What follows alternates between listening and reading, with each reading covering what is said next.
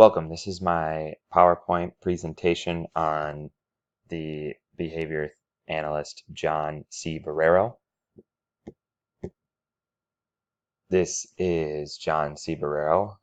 Just a brief intro of things that he's done or what he's currently doing. He is currently an associate professor at the University of Maryland, Baltimore. He's still an active researcher.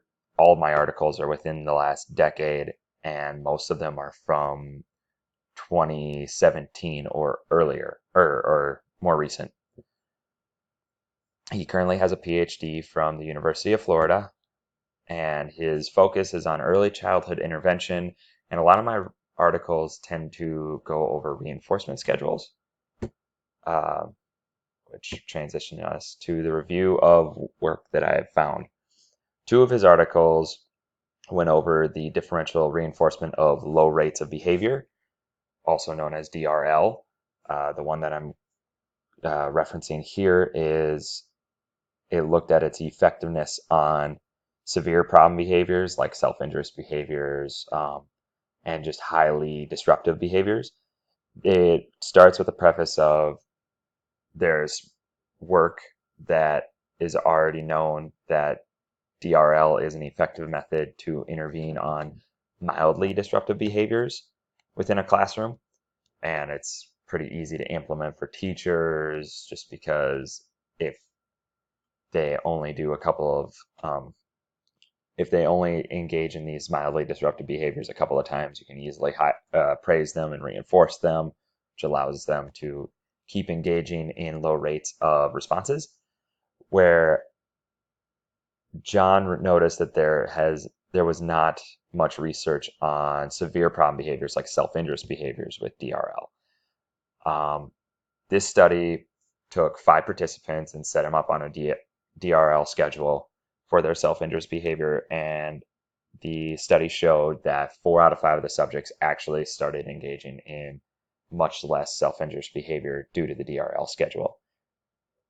The next one talks about accumulated response reinforcer schedules and more or less just comparing them to distributed response reinforcer schedules.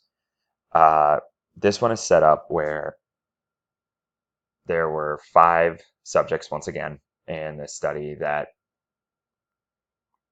got set up on learning how to spell certain words.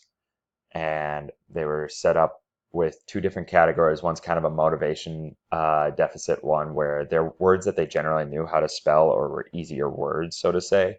They just weren't as motivated to get them right every time they were prompted. And the other ones are actual skill deficits. So these are the harder words. They then compared an accumulated response reinforcer schedule, which was where every time they got one of the questions right or spelt one of the words right, they were praised and told that they would get 30 seconds of their reinforcer at the end of doing all of their work, compared to distributed, where they would actually get some reinforcer for getting it right away.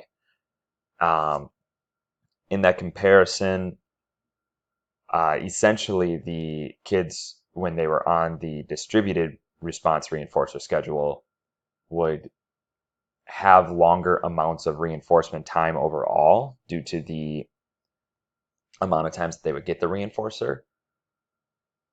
But if they got a lot right, they would have a larger chunk of the reinforcer at the end of the schedule. So say if they had 10 questions, they got 8 of them right, they earned 4 minutes of their time with their iPad or whatever reinforcer that they found was reinforcing to them at the time. The end of the study showed that all of the kids gained skills gained the skills needed to spell those certain words while on the accumulated reinforcer schedule, but also preferred the accumulated response reinforcer schedule over the distributed one.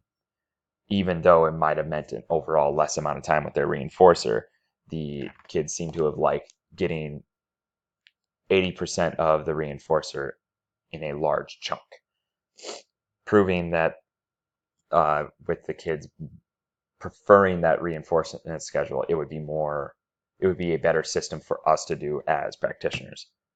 The third subject that I really found on his readings or his research was this one interesting article that doesn't really fit with a lot of his other research, and it's looking at the PEC system.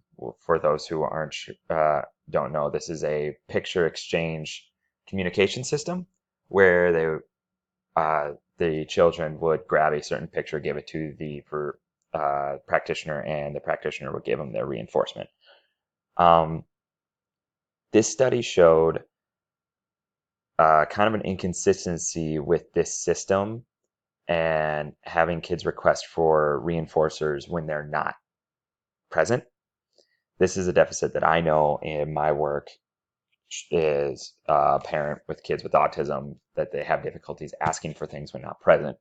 But according to this study, one of the three subjects that they actually looked at was not consistently learning how to request for items when not present due to their communication system being the PEC system. This one I found kind of interesting just because it was an extremely small sample size, and uh, they were basing their hypothesis off the fact that one kid was inconsistently learning it, meaning that it could very well have just been that one kid, just not being or having a larger deficit than the other two. But those were kind of the main topics of the research that I found about or by John Borrero. If you notice, none of these are him first on the names. I don't know if that's just due to alphabetical order on some of them. Obviously, some of the later ones it's not. I couldn't actually find much research with him as the forerunner of it. For my interview questions, I build off of a lot of the research that I just read. My very first one is due to my problems with that PEC system article. I just wanted to know if he had a follow-up research study for the PEC system topic, just because of the fact that if this is a deficit that is being inconsistently taught through the PEC system, this could be an actual true weakness of this communication system. And I would love for him to follow up with that with a larger sample size, just to prove that it wasn't just that one kid. The next one would be that I would want to ask his thoughts about how efficient accumulated reinforcement schedules would be for younger populations. Of the 5 kids, only one of them was about 5 years old. The rest were kind of teenager to 20-year-old age. And I personally work with children that are younger with autism. And I've even been using kind of more of an accumulated reinforcement schedule with one of them just because they are already on a token system and I wanted to kind of try out the findings on this. I would just want to know more research upon the specific age range that I work with. The next question would be if he thinks that DRL schedules would be the most efficient method in lowering both mild and severe problem behaviors. I know the two big ones to compare it to would be DRO, the differentially reinforcement of any other behavior, and DRA, the differential reinforcement of alternative behaviors. Obviously, those are two very big problem behavior interventions, and I just would want to know his opinions more on that. And then the last one that I have with, again, the accumulated reinforcement schedules, I noticed that in the study, they had more of a fixed social reinforcement schedule within the accumulated reinforcement response schedule, where every time the kid got a question right, they would say, "Good job, you have earned 30 more seconds of your reinforcement."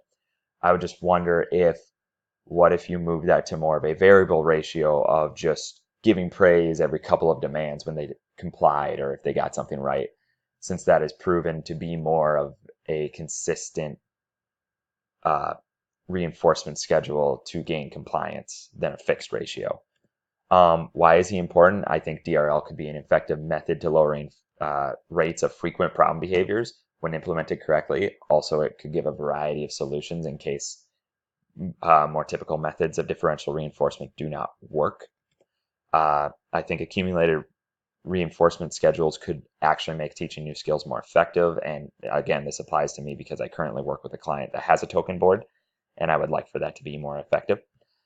And then the PEC system findings could actually find a weakness for children with communication deficits.